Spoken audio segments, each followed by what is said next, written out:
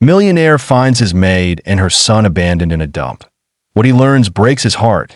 The rain poured relentlessly that night, washing over the city streets like tears that refused to stop. It was almost midnight when Alexander Reed, a wealthy businessman known for his sharp mind and colder demeanor, instructed his driver to take a detour through the outskirts of town. He wasn't sure why. Maybe it was restlessness, or maybe fate had other plans for him. As the car rolled past the dim, flickering streetlights, Alexander noticed something unusual near the old industrial dump site. At first, it looked like trash bags piled together, but then he saw movement. "Stop the car," he ordered suddenly. The driver hesitated, confused, but obeyed. Alexander stepped out, his expensive shoes sinking into the mud. The stench of rot filled the air, and just as he was about to turn back, he heard it, a faint, broken sob. There, under a torn plastic sheet, huddled a woman and a small boy no older than 6. The woman's clothes were drenched, her hands trembling as she tried to shield the child from the cold. Alexander's heart clenched as he realized who she was. Maria, his housemaid, the quiet woman who had worked for him for nearly a year before disappearing suddenly 2 months ago without a word. "Maria," he said, disbelief echoing in his voice. Her eyes widened in shock when she saw him. "Mr. Reed?" she whispered weakly, as if she couldn't believe he was real.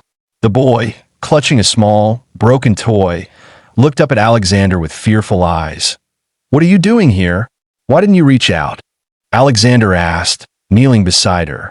Maria hesitated, her lips trembling as tears mixed with rain. I didn't want you to see me like this," she said softly. "I didn't want anyone to." He noticed bruises on her arm, faint but visible even in the dim light. "Who did this?" he demanded, his voice sharp with anger. But Maria shook her head. "It doesn't matter. We had nowhere else to go." Alexander didn't ask more. He took off his coat and wrapped it around her and the boy. "You're coming with me," he said firmly. She tried to protest, but he wouldn't hear it. Within minutes, he had them in his car, the warmth of the heater slowly bringing color back to their faces. Back at his mansion, the staff scrambled in surprise when Alexander entered, soaked from the rain, but carrying the fragile figures of Maria and her son. He personally prepared a room for them, ensuring the boy had warm clothes and food. For hours, Alexander couldn't sleep. He sat in his study, staring at the fire, wondering how someone under his very roof had vanished in his suffering without him noticing. The next morning, when Maria woke, she tried to apologize and leave. "I shouldn't be here," she said quietly. "You've done enough." But Alexander stopped her. "You're not leaving until you tell me the truth." And so, she did. After her husband had died years ago, Maria had been left alone with her son, Luis. She worked tirelessly to make ends meet, often skipping meals so her child could eat. When she found work at Alexander's estate, it felt like a miracle: steady pay, respectful employers, a roof over her head. But fate, cruel as ever, followed her. Her late husband's brother, a violent man with debts and a drinking problem, found her again. He threatened her, demanding money she didn't have. One night, he broke into her small apartment, taking everything. Maria fled with Luis, terrified and too ashamed to ask for help. "I didn't want to bother you," she said, tears streaming down her cheeks. "You've already done more for us than anyone ever has." Alexander was silent for a long time. He was a man used to solving problems with logic and money, but for the first time, those things didn't seem enough.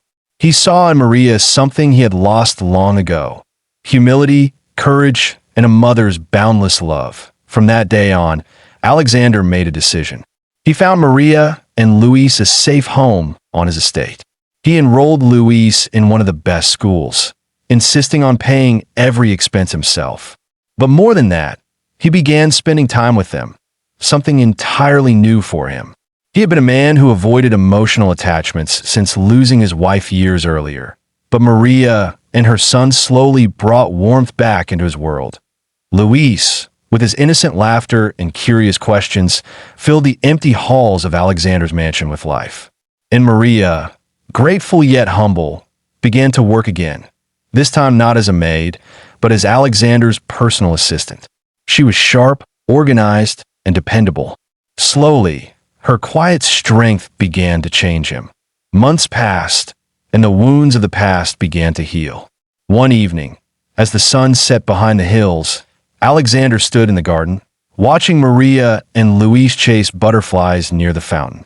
Luis's laughter rang like music through the air. Maria looked up and caught Alexander's gaze, her smile soft and genuine. "Thank you," she said simply, "for saving us." Alexander shook his head. "No, Maria," he replied quietly. "You saved me. You reminded me what it means to care again." What Alexander learned that night, the night he found her in the dump, was something no amount of wealth could teach. He learned that behind every quiet face might lie an untold story of pain and endurance. He learned that kindness costs nothing but can change everything.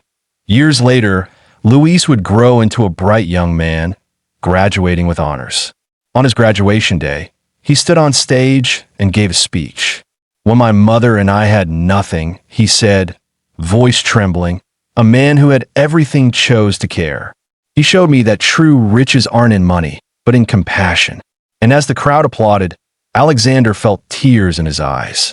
For once, the man who had everything realized he finally had what he'd been missing all along, a family and a heart that could feel again. Sparkle's inspiring message: true wealth isn't measured by money or possessions. It's measured by compassion, empathy, and the courage to lift others when they fall. Sometimes, the people you save end up saving you in return.